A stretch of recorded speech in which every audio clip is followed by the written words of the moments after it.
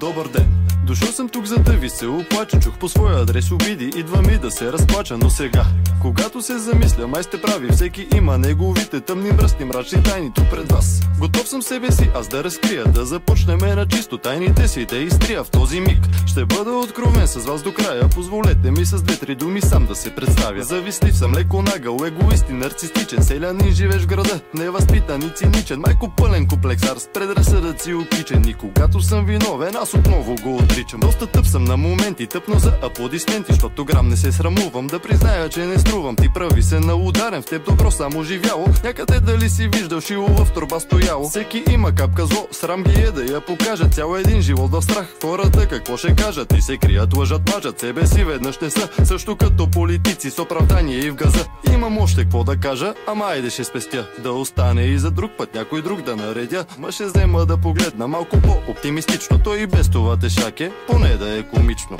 Скър, скър, скър, скър, скър.